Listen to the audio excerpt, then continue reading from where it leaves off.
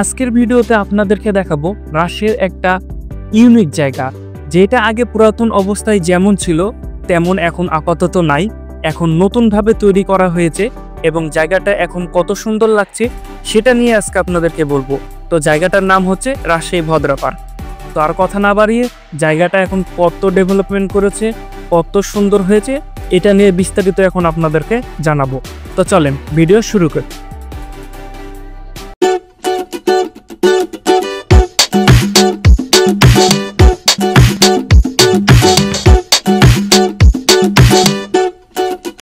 তো আমার ফ্রেন্ড চলে আসছে, আমরা আজকে রাজশাহীর একটা ইউনিক কোনো জায়গায় যাব, যেটা অনেক আগে থেকে ছিল এই জায়গাটা, মানে রাজশাহী ভদ্রা পার্ক।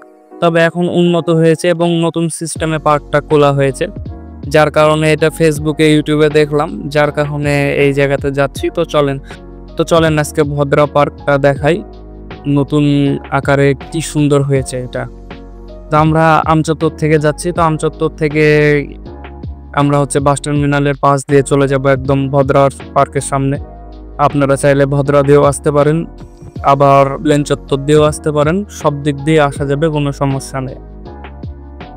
তো আমরা এভাবে ভদ্রা পার্কের সামনে চলে এসেছি। এটাই হচ্ছে ভদ্রা পার্ক।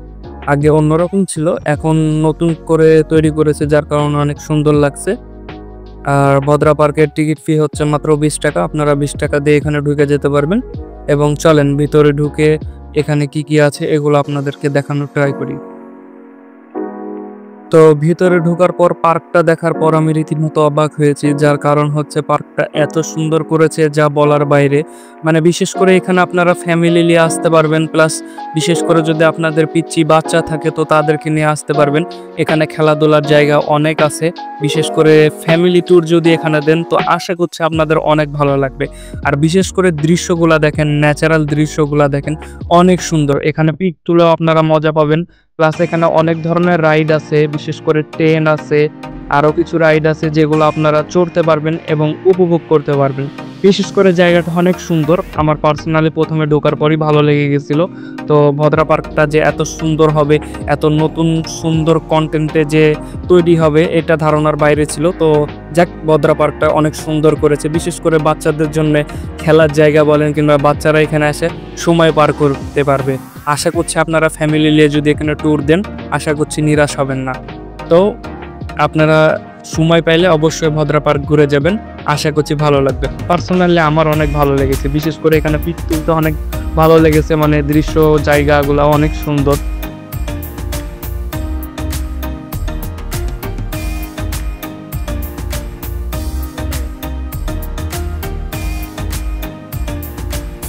এই যে দেখছেন ট্রেন যাচ্ছে, তো ট্রেন যাওয়া দেখে অনেক ভালো লেগেছিল। তারপরে নিয়েছিলাম যে ট্রেনের সাথে ভিডিও করব, তো পরে ভিডিও করছি, তো আপনাদেরকে ওইটাও দেখাবো নি। এখন চলেন ওই পাশে দেখাই। ওই পাশে বাচ্চাদের খাওয়ার জায়গা আছে, প্লাস বসার জায়গা আছে, সব ধরনের জায়গা এখানে আছে। বিশেষ করে আপনারা এখানে ফ্যামিলি আসলে অবশ্যই আনন্দ পাবেন।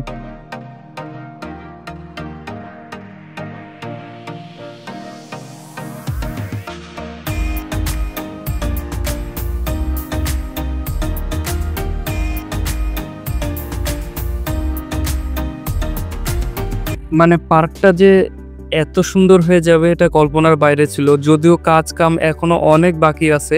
তো ওগুলা হয়ে গেলে আশা করছি পার্কটা আরো সুন্দর হয়ে যাবে। আপনারা ভিডিও দেখে বুঝতে পারছেন অনেক কাজ বাকি আছে, এবং যেগুলা করেছে এগুলাও মারাত্মক সৌন্দর্য করেছে, যেটা মানে মানুষকে রীতিমতো অবাক করবে। তো আমার কাছে পার্সোনালি অনেক ভালো লেগেছে। তো এই যে দেখতে পাচ্ছেন এ পাশে বাচ্চাদের খেলার জায়গা আছে, এখানে বাচ্চাদের প্রচুর খেলার জায়গা আছে। আপনারা চাইলে বাচ্চাদেরকে নিয়ে এসে খেলাইতে পারেন। এবং বিশেষ করে পার্কটা যে ফ্যামিলির জন্য, এটা আপনারা আশা করছি বুঝতে পেরেছেন। ওর জন্যে ফ্যামিলি নিয়ে আপনারা এখানে আরামে ঘুরতে পারেন, কোনো সমস্যা নাই।